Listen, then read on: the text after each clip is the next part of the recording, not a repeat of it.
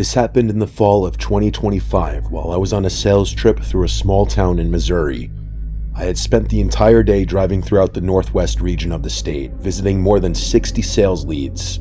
By the time I returned to my hotel that evening, I was mentally exhausted. Even so, I still had work to finish, so I spent several hours on my laptop scheduling emails to send the following morning. The hotel was a normal mid-tier place.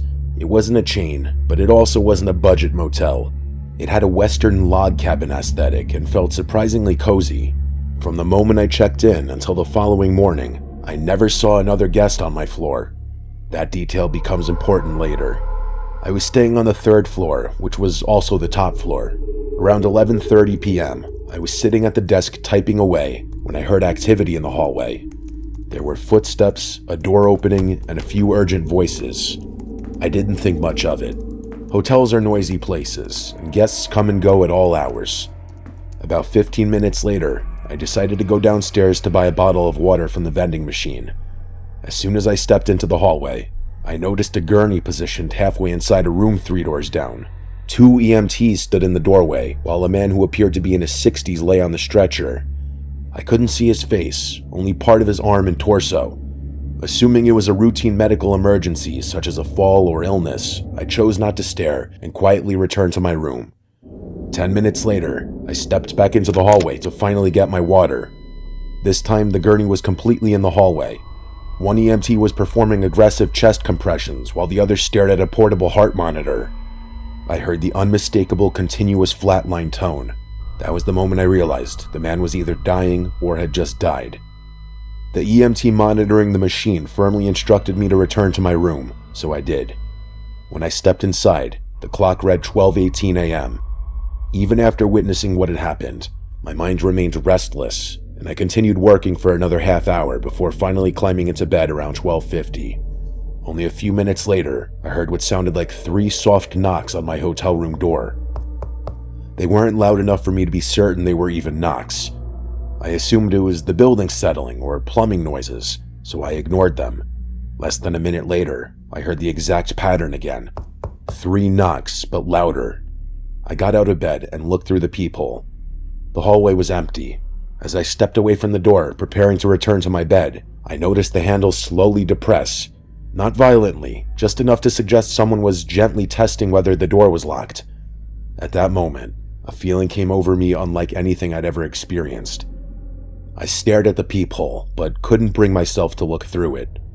Instead, my attention shifted to the strip of light beneath the door. The light suddenly disappeared. It looked exactly as though someone or something was standing directly outside my room. The darkness remained for several seconds, then the light returned. Immediately after, I heard a faint brushing sound against the outside of the door, almost like someone slowly dragging their fingers or the side of an arm across it. Then everything went silent. Despite legally carrying a firearm while traveling, I was frozen with fear. I had never experienced such an overwhelming dread before. I turned on one of the lamps and spent the next hour sitting awake in bed watching YouTube videos, hoping to distract myself. Eventually, I heard another noise in the hallway. A door opened. It sounded like it came from the same room where the EMTs had treated the man earlier. Then I heard someone quietly muttering to themselves. The words were too faint to understand. Feeling relieved that another guest was awake, I finally opened my door.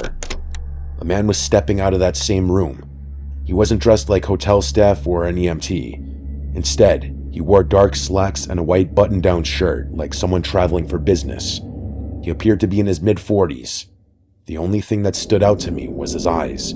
They looked unusually sunken, as though he hadn't slept in months.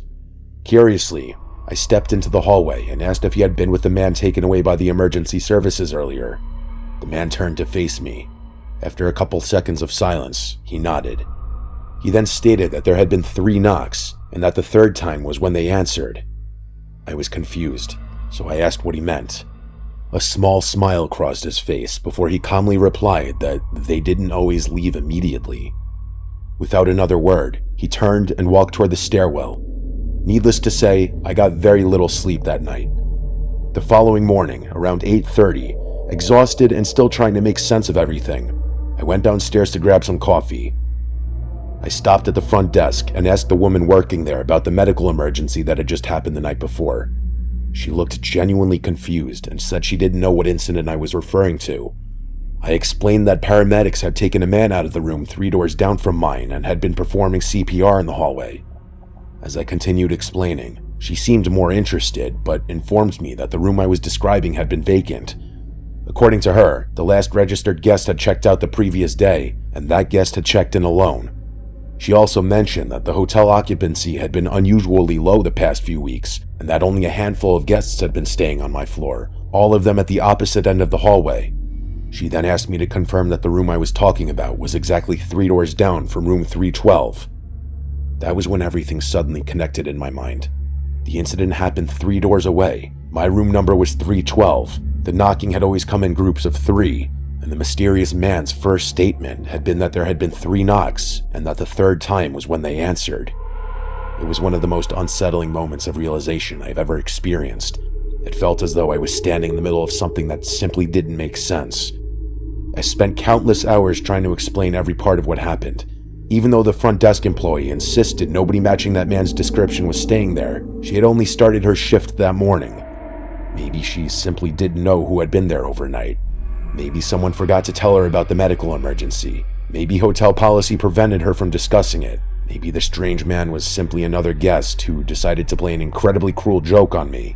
Maybe the knocking had just been normal building noises. Or the handle never actually moved, and exhaustion after a long day of driving and hours of staring at a computer screen caused me to imagine it. Maybe the hallway light briefly dimmed because of an electrical issue. I even questioned whether the entire experience had been some unusually vivid dream brought on by stress and sleep deprivation. But no matter how many explanations I come up with, none of them account for every detail. What bothers me more than anything is how everything seemed connected by the number 3. For nearly 3 weeks afterward, I wasn't myself. My mood was different, and if anyone asked what was wrong, I simply blamed work stress and a few personal things. If I really had been losing my mind, I didn't want this story to be the thing that convinced everyone else I had. Thankfully, as time passed, I was eventually able to move on for the most part, although I still don't like thinking about it for too long. I still travel frequently for work, and thankfully nothing remotely similar has ever happened again. In fact, the morning after everything occurred, once I finished speaking with the front desk employee, I packed my things and left the hotel as quickly as I could.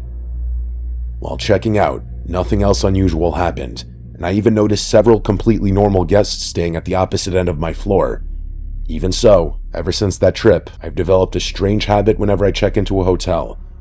Almost without thinking, I immediately count how many doors separate my room from the stairwell, and pay attention to any room numbers or locations involving the number 3. Although the knocking that night always came in patterns of 3, it only happened twice. And that's the one thing I still find myself strangely grateful for, because if I ever hear a 3rd set of 3 knocks outside my hotel room door someday, I won't be sticking around long enough to find out what answers.